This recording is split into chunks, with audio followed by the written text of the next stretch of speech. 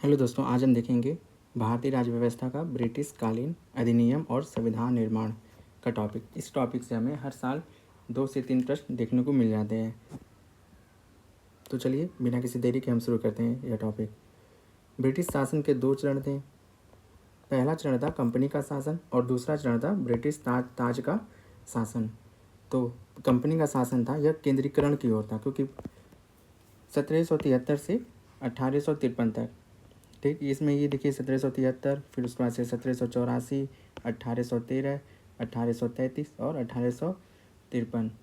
British ताज का शासन विकेंद्रीकरण और उत्तरदायी सरकार की ओर 1858, 1861, 1892, 1909 और 1919, 1935 से 1947 तक यह विकेंद्रीकरण और उत्तरदायी सरकार की तरफ गया। यह क्यों था? क्योंकि उस समय पहली बार भारत में कंपनी का शासन स्थापना करना था, तो उस तरीके से उन्हें प्रशासन को चलाने के लिए एक केंद्रीकरण की आवश्यकता थी। और यह इसके पीछे भी अगर हम देखेंगे तो कारण क्या था कि 1857 की क्रांति के बाद से प्रशासनिक ढांचा जो था वो पूरी तरीके से बदल लिया गया। साथ ही फिर धीरे धीरे देखेंगे कि भारत में एक राजनीतिक चेतना का भी आगमन हुआ, जिसका परिणाम आप इस अधिनियम में देखते जाएंगे कि कैसे विकेंद्रीकरण और उत्तरदायी सरकार की तरफ यह अधिनियम बढ़ता गया। तो चलिए वो मेंस के पर्सपेक्टिव से था, हम पीटी के पर्सपेक्टिव से देखेंगे। तो 1773 का रेगुलेटिंग एक्ट, कार्यपालिका और न्यायपालिका और प्रशासन। तो 1773 का इसमें बंगाल का गवर्नर अब बंगाल का गवर्नर जनरल हो गया। और कौन था वो? तो वारेन हेस्टिंग्स। सहायता हेतु 4 सदस्यीय कार्यकारी परिषद, जिनका कार्यकाल 5 वर्ष था। अन्य उसमें सदस्य थे फ्रांसिस, क्लेवरिंग, मानसन और बारवेल। विदेश नीति जैसे प्रमुख मामलों में मद्रास और बम्बई प्रेसिडेंसी का अधीक्षण था। न्यायपालिका और प्रशासन। सुप्रीम कोर्ट 1774 में स्थापित हुआ। कलकत्ता में एक मुख्य न्यायाधीश प्लस 3 अन्य न्यायाधीश थे। तो 1773 के रेगुलेटिंग एक्ट से 1774 में स्थापना हुई थी, जिसमें एक मुख्य न्यायाधीश और 3 अन्य न्यायाधीश थे। कंपनी कर्मचारियों को निजी व्यापार और उपहार लेने पर पूर्ण प्रतिबंध था। यूपीपीसीएस मेंस जो कि उसमें ऑब्जेक्टिव होता था, उसमें इस पे प्रश्न भी था कि कलकत्ता सुप्रीम कोर्ट के प्रथम मुख्य न्यायाधीश कौन थे? तो सर एलिजा एम्पे। स्थापना कब हुई थी? तो 1774 में, 1773 में नहीं, 1773 के अधिनियम से 1774 में। तो यह आप ध्यान रखिएगा, ठीक। यहाँ पे यह ट्रैप बना सकता है एग्जामिनर। 1784 का पिट्स इंडिया एक्ट और 1786 का अधिनियम। ईस्ट इंडिया कंपनी के कार्यों का पृथक्करण व्यापारिक और राजनीतिक तौर पे हुआ। तो व्यापारिक में निर्देशक मंडल थे, कोर्ट ऑफ डायरेक्टर्स, और राजनीतिक पॉलिटिकल में नियंत्रण बोर्ड ऑफ कंट्रोल, यह एक न्यू बॉडी बनी थी। फिर 1786 के एक्ट में हम देखेंगे कि लॉर्ड कॉर्नवालिस को एक विशेष अधिकार मिला था कि विशेष परिस्थितियों में परिषद के निर्णय को वो वीटो करने का अधिकार रखता था। प्रधान सेनापति, कमांडर इन चीफ की शक्तियाँ थीं। ये दोनों अधिकार सर्वप्रथम लॉर्ड कॉर्नवालिस ने प्राप्त किए। अब हम देखेंगे 1813 बनाम 1833 का चार्टर एक्ट, तुलनात्मक अध्ययन देखेंगे। तो व्यापारिक अधिकार 1813 में समाप्त हो गया, लेकिन चाय और चीनी के साथ व्यापार पर एकाधिकार बरकरार रखा गया और 1813 में पूर्णतः समाप्त हो गया। अब कंपनी केवल राजनीतिक कार्य करेगी। प्रशासन का स्तर हम देखेंगे तो ब्रिटिश संप्रभुता को सुदृढ़ किया गया। 1813 में केंद्रीकरण का चरम। बंगाल का गवर्नर जनरल अब संपूर्ण भारत का गवर्नर जनरल बन गया। वो कौन था? तो लॉर्ड विलियम बेंटिक। पूरे भारत के लिए कानून बनाने का अधिकार। हमने वही ऊपर देखा कि कैसे कंपनी के जो अधिनियम थे उसमें कैसे केंद्रीकरण को बढ़ावा मिला। तो 1813 में केंद्रीकरण का यह चरम बिंदु था। अन्य प्रमुख तथ्य, तो भारतीयों की शिक्षा पर 1 लाख रुपए प्रति वर्ष खर्च करने के लिए कहा गया और ईसाई मिशनरियों को अनुमति दी गई। परिषद में कानूनी सदस्य 1813 में हम देखेंगे कि परिषद में कानूनी सदस्य नियुक्त किया गया, जो कि था लॉर्ड मैकाले। धारा 87 के तहत धर्म, रंग, वंश के आधार पर भेदभाव का निषेध था। तो धारा 87 यह 1833 के एक्ट के तहत था। फिर हम देखेंगे 1853 का charter act, the last charter. तो शक्तियों का बंटवारा और सिविल सेवा। तो शक्तियों के बंटवारे में हम देखेंगे पहली बार कार्यकारी और विधायी शक्तियों का पृथक्करण किया गया। विधि निर्माण हेतु भारतीय विधान परिषद का गठन किया गया। तो प्रश्न पूछेगा कि विधि निर्माण के लिए भारतीय विधान परिषद का गठन किस अधिनियम में हुआ? तो 1853 के चार्टर एक्ट में। सिविल सेवा, सिविल सेवकों की भर्ती एवं चयन हेतु खुली प्रतियोगिता का जन्म हुआ इसी एक्ट के तहत 1853। तो रिवीजन कुछ है तो कंपनी रूल, शिक्षा पर 1 लाख खर्च किस में कहा गया? तो 1813 में। कानूनी सदस्य की नियुक्ति 1833, लॉर्ड मैकाले।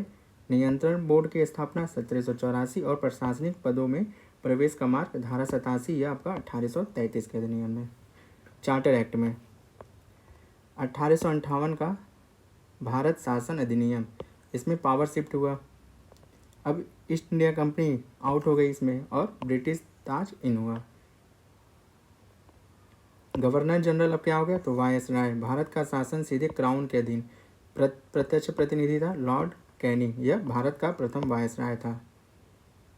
नया पद, भारत के राज्य सचिव, भारतीय प्रशासन पर संपूर्ण नियंत्रण।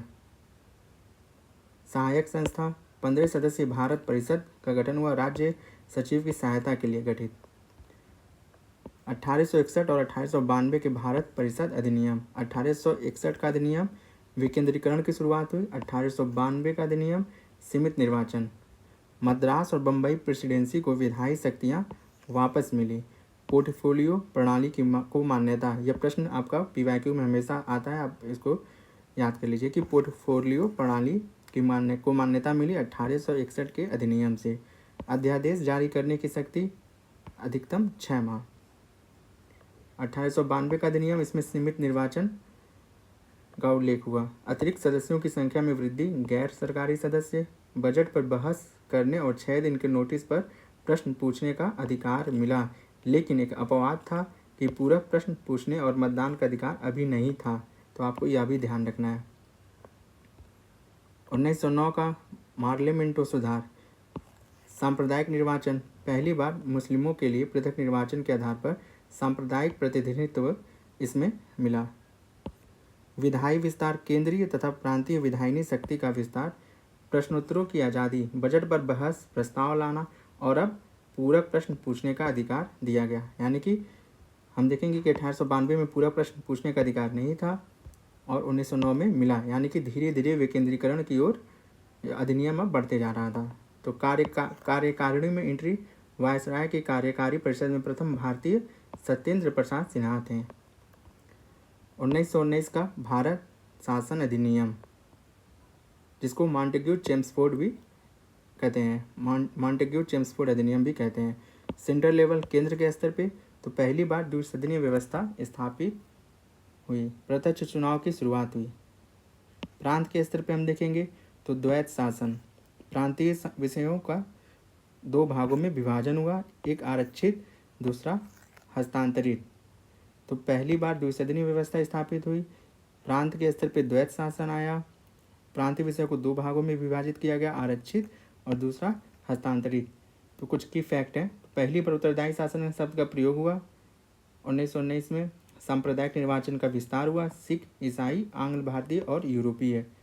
10 वर्ष बाद समीक्षा हेतु वैधानिक आयोग का प्रावधान किया गया।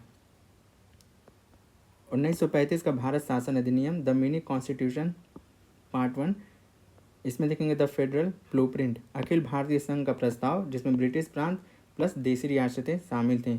यह कभी भी अस्तित्व में नहीं आया, यह आपको ध्यान रखना है कि यह कभी भी अस्तित्व में नहीं आया। The big shift, provincial level पे देखेंगे तो प्रांतीय स्वायत्तता लागू हुई सेंट्रल लेवल पे, ठीक है।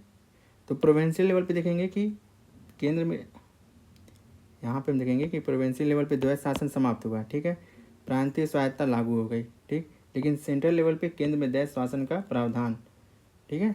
तो इसमें आपको कोई कन्फ्यूजन नहीं होना कि प्रोविंशियल लेवल पे द्वैत शासन समाप्त हुआ, प्रांतीय स्वायत्तता लागू हुई, लेकिन सेंट्रल के लेवल पे केंद्र में द्वैत शासन का प्रावधान हुआ,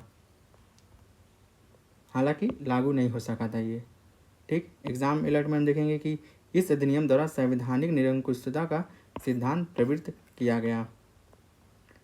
1935 का अधिनियम पार्ट 2, संघीय न्यायालय, फेडरल कोर्ट स्थापना 1937 में हुई थी। प्रांतीय पुनर्गठन, बर्मा ब्रिटिश भारत से अलग हुआ, 2 नए प्रांत, सिंध और उड़ीसा। वित्तीय नियंत्रण, मुद्रा और साख नियंत्रण हेतु आरबीआई की स्थापना की गई 1 अप्रैल 1935 में। सदनात्मक व्यवस्था, 6 प्रांतों में द्विसदनीय विधायिका। 1935 के अधिनियम ने ही बिहार के एक सदनीय विधानमंडल को द्विसदनीय में बदला। दलित वर्ग, महिलाओं और श्रमिकों के लिए सांप्रदायिक निर्वाचन का विस्तार। इलेक्टोरेट एक्सटेंशन ठीक। 1947 का भारतीय स्वतंत्रता अधिनियम, इसमें हम देखेंगे कि भारत और पाकिस्तान की प्रोविज़न क्या थे। तो 15 अगस्त 1947 को 2 स्वतंत्र और संप्रभु डोमिनियन भारत और पाकिस्तान की स्थापना हुई। वायसराय का पद समाप्त हुआ। दोनों राज्यों में गवर्नर जनरल का पद सृजित हुआ। ब्रिटिश शाही उपाधि से भारत का सम्राट शब्द हमेशा के लिए समाप्त हुआ। सत्ता का यह हस्तांतरण संविधान सभा के माध्यम से स्वतंत्र भारत के निर्माण का मार्ग प्रशस्त करता है। संविधान का निर्माण, संविधान सभा, तो निर्वाचन की प्रकृति क्या थी? तो अप्रत्यक्ष निर्वाचन था। तो प्रांतीय विधानसभा के सदस्यों द्वारा अप्रत्यक्ष निर्वाचन था। संविधान सभा प्रांतीय विधानसभा से शामिल थे ठीक, सभी ये प्रांतीय विधानसभा से ही शामिल थे। इसमें हम फिर देखेंगे एग्जाम अलर्ट ठीक है। यह निर्वाचन सार्वभौम वयस्क मताधिकार के आधार पर नहीं हुआ था। ये आपको याद रखना है कि यह निर्वाचन सार्वभौम वयस्क मताधिकार पर नहीं हुआ था। मताधिकार अत्यंत सीमित था। केवल कर, संपत्ति और शैक्षणिक योग्यता के आधार पर ही वोट देने का अधिकार था। महत्वपूर्ण तिथियां और प्रारूप समिति, कुल समय लगा था 2 वर्ष 11 माह 18 दिन। प्रारूप समिति 29 अगस्त 1947 को डॉक्टर BR अम्बेडकर, 7 सदस्यीय समिति ठीक है। अध्यक्ष थे डॉक्टर BR अम्बेडकर। अंतिम बैठक कब हुई थी? तो 24 जनवरी 1950। अंगीकृत कब हुआ था? तो 26 नवंबर 1949 को। इसी दिन संविधान दिवस मनाया जाता है। ग्रास रूट डेमोक्रेसी, केंद्र राज्य ठीक, और यहाँ पे आपका है स्थानीय स्तर पे ठीक है। तृणमूल लोकतंत्र, जमीनी स्तर पर लोकतंत्र का सीधा संबंध लोकतंत्र के विकेंद्रीकरण से है। डेमोक्रेटिक डिसेंट्रलाइजेशन ठीक। कुछ फैक्ट हैं। पंचायती राज पद्धति इसका सर्वोत्तम उदाहरण है। 2 अक्टूबर 1959 को जवाहरलाल नेहरू द्वारा नागौर, राजस्थान में शुभारंभ हुआ। राजस्थान संपूर्ण राज्य में पंचायती राज स्थापित करने वाला पहला राज्य है। 73वें व 74वें संशोधन से इसे संवैधानिक मान्यता मिली। संवैधानिक मान्यता इसको 73वें व 74वें संशोधन से मिली, लेकिन प्रारंभ हो गया था यहाँ पे नागौर में, शुभारंभ हुआ था 2 अक्टूबर 1959 को। कुछ विकास क्रम है वो हम देख लेते हैं कि बंगाल का गवर्नर ऑफ बंगाल 1773 से पहले रॉबर्ट क्लाइव। बंगाल का governor general act 1773, regulating act Warren Hastings. Bharat का गवर्नर जनरल ऑफ इंडिया 1833 का चार्टर एक्ट, केंद्रीकरण का चरण था ये, Lord William Bentinck. Viceroy of India, Bharat शासन अधिनियम, क्राउन का प्रतिनिधि लॉर्ड कैनिंग।